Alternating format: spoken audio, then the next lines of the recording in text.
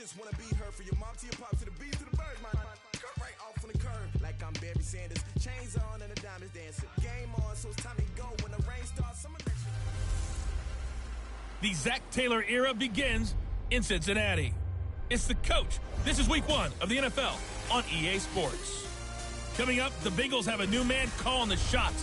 Zach Taylor, the second youngest coach in the entire league, as they head to Seattle to take on the oldest coach in the league, Pete Carroll of the Seattle Seahawks.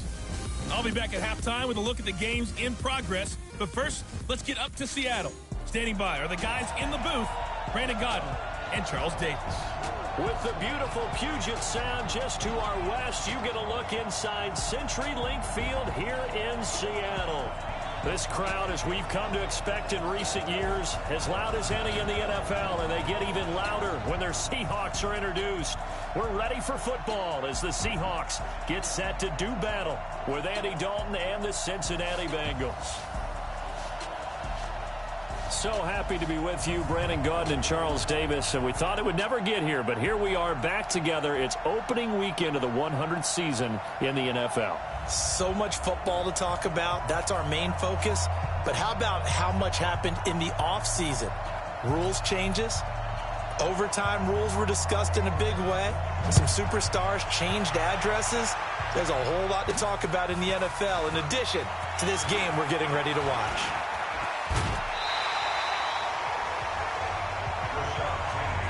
So out come the Seahawks now for their first possession. They're led onto the field by their quarterback, a man who's made quite the name for himself in the NFL, and that's Russell Wilson. And when I think of Russell Wilson, I think not just of the big plays that he's made, and those are considerable, but when they were made. 4th and 26 in a Big Ten championship game against Michigan State when he was with Wisconsin. A big completion helped lead his team to a victory. A big 4th down throw for a touchdown in an NFC championship game against the San Francisco 49ers.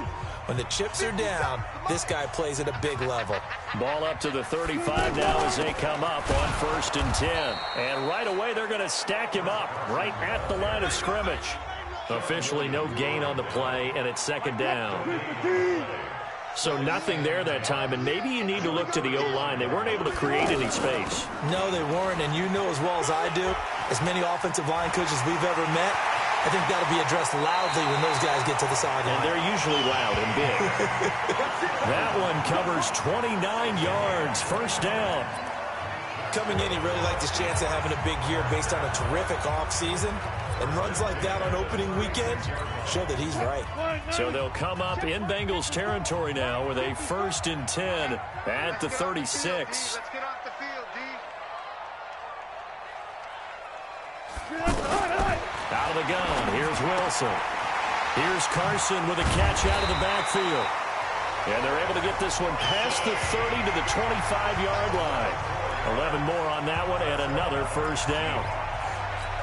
Nice little nifty play for him there. Yeah, that's the ability to read a defense and utilize players that don't often get picked up in coverage easily. And I'm talking about being able to use the backs out of the backfield. Because I know that when I used to cover, hey, we got everybody oh, he just snuck out there. And he's got a nice 1st down there. What do we love to say? And he will score. Touchdown, Seattle. 25 yards for the touchdown. And the Seahawks have taken a first quarter lead. Excellent start there. First drive of the season. Big-time success, putting it in the end zone. And remember, that was done without any real map of how to do it. In other words, the deeper you get into the season, you get game film to work off of, tendencies to work off of. The first drive of the season, things can be entirely different than what you've seen in the past. It's a really good job of execution by them. Myers connects on the PAT, and it's now a 7-0 game. Set now to kick this one away, and off it goes. This one fielded at the 5. And he'll get it up to about the 26-yard line, just across the 25. Out come the Bengals, and leading them is the same man that's led them since 2011. Their second leading passer in franchise history, and that's Andy Dalton. So here's Dalton and the Bengals now. 1st and 10 at their own 26. This is Joe Mixon, fourth in the NFL in rushing last season. Only a couple there as he'll be brought down about the 28. Well, we saw him there trying to get it to the outside, trying to get to the perimeter, but not a whole lot of room there. But there's got to be one positive to that. If you keep moving laterally, creases tend to develop as the game moves on, and they can run. And he fumbled it. It's on the ground. And his crew will take over with a football at the 35-yard line. So the defense there, opportunistic. It's nice to give them credit, isn't it? Because so many times it's more a matter of what the offensive guy didn't do. He didn't secure the ball, didn't cover up. In this case, let's just give credit to where it belongs. Knocked it free, made a big play. This will be a gain of about 8 to the 27-yard line. A good run there on first down, and it'll leave them with a 2nd and 2. A nice run here early on. It doesn't take a great play caller to realize you want to establish a guy of his caliber with runs like this early because they'll pay dividends as the game progresses.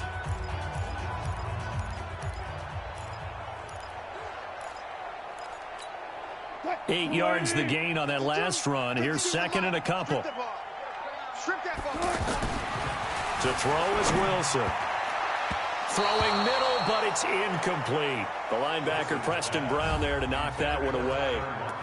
I think that's a big-time play there because the slant route is really hard to cover because the timing is so quick. But able to see it, diagnose it, and get to the football, that's why he was able to bat it away. Here's Wilson. That's complete into the hands of Carson. They're able to convert on 3rd down, and that sets up a 1st and goal. We can talk all we want about football being a game of strength and brawn. It's also a game of mismatches, and they're trying to create one there, getting it to their back out of the backfield to make a bigger play. As we often say, get it to him in space, let him use his leg. Yeah, if he can get a matchup against a linebacker or maybe a defensive end dropping out in a zone blitz, he's going to win that battle just about every time. And a strange one here, a little befuddled. They're sending out the field goal unit now. From the right hash here, should be an easy one. Myers' kick is good. And the lead moves to 10-zip. So put 3 on the board, but from that far into enemy territory, probably hoping for more. Yeah, I think they're going to get together on the sideline and talk about it, right? Because you get that far, that deep, you want to come away with a touchdown. They'll take the 3, but they're going to file away for the future. And he'll get across the 20 before he's brought down at about the 23-yard line. The Bengal offense now gets set to head back out onto the field. And last time they coughed it up, led to a field goal. They're fortunate that it only led to a field goal, but still, they're not happy about it. Could you sense the relief, though, when they only gave up the field goal and they were able to trot back out on the field and start this drive? A little more pep in their step because they didn't cost their team a touchdown, but they know they've got to do it a lot better than they did on the last possession. The coach will just be relieved, though, if they recoup with a score here, right? I think the coach will be ecstatic to see them pick themselves back up and now take it downfield, punch in the end zone without turning it over. One thing you're hoping for when you run drag routes, you're able to hit a receiver in stride, and you can pick up a lot of yardage after the catch. But in this situation, the defense was effective, able to stop him before you get a good head of steam going. A 2nd down pass play there, but it's incomplete. The Seahawks, here's their defensive lineup. Now one of the leaders in the Seattle secondary is safety Bradley McDougall. Since the retirement of Cam Chancellor, he's really had to step up and take on a primary role. Excellent against the run, solid in coverage, 2 interceptions in week 1 of 2018, and never looked back. He's got his man here. It's Green. Past the 20. And all the way in for a Cincinnati score. A.J. Green, 71 yards. And the Bengals have got it back to a 1-score game. We've seen that a time or 2 over the years from A.J. Green. Long, explosive touchdown catches. And he is so good at playing the ball in the air and going over the top of people to make catches. I think his teammates call it playing a little bit of hoops or playing above the rim. He is fantastic at it and continues to get better as his career progresses. Come on, baby. Let's go. The Seattle offense now set to come back out on the field. And they had 3 points last time, but they didn't want 3 points because they were well within range of scoring a touchdown. We'll see if they can do better now. I'm with you on that one. Let's just go ahead and be frank about the whole thing. The only one happy about the 3-point. The kicker. Exactly. He put it through the post. That's going to help him at contract time. But that offense, they're thinking, let's get in the end zone this time. I don't know if that helped him at contract time. You could have kicked that one through. I don't know about that. Toe bash. I don't know about that. Toe bashed it. Super toe. You got nothing, Rick. You got nothing. They'll throw on first down with Wilson. And he's got his man out of the backfield. That's complete. Give him 12 yards on that one. It earns him a fresh set of downs. We always talk about having to read defenses and how complicated that is. Well, this was an excellent read.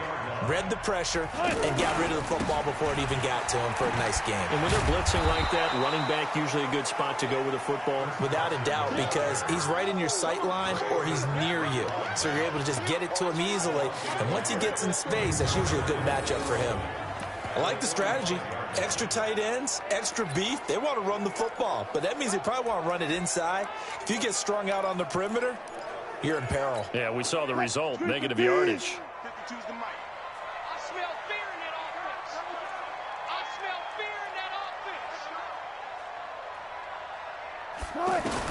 On 2nd and 11 now. Wilson flushed out right. He's got the first down here inside the 30. Big yardage there on the scramble. It gets him a first down. On that play, as you saw the route start to develop downfield, I got the sense that maybe the run would set up for him. And he took full advantage of it and got a big gain on a busted play. They'll run on first down. Carson. And he's tackled a yard short of the marker. Good gain of 9 on first down. He wanted that end zone. Powerful running, but he couldn't quite get there. And that's going to really make him upset. And right now, there's no way he's letting a coach take him out of the game. He's going to want the ball again, so he actually does get into the end zone, hopefully on his next carry. On 2nd and a yard. Wilson. End zone caught. Touchdown, Seattle. Tyler Lockett with his 2nd touchdown of this opening quarter. And the Seahawks find a way to stretch their lead. Still first quarter, 2 receiving touchdowns for him. How are they going to slow him down? I think they're thinking about altering their game plan. Whatever they came in with, now maybe you switch a better cover guy to him. Or you make sure you have more people in his general area wherever he lines up to at least try and discourage them from throwing the ball to him. Now Myers for the extra point. It's good to make it 17-7. That time a 6-play drive. And it all culminates with a Seattle score. The kickoff unit is out on the field, and they will send this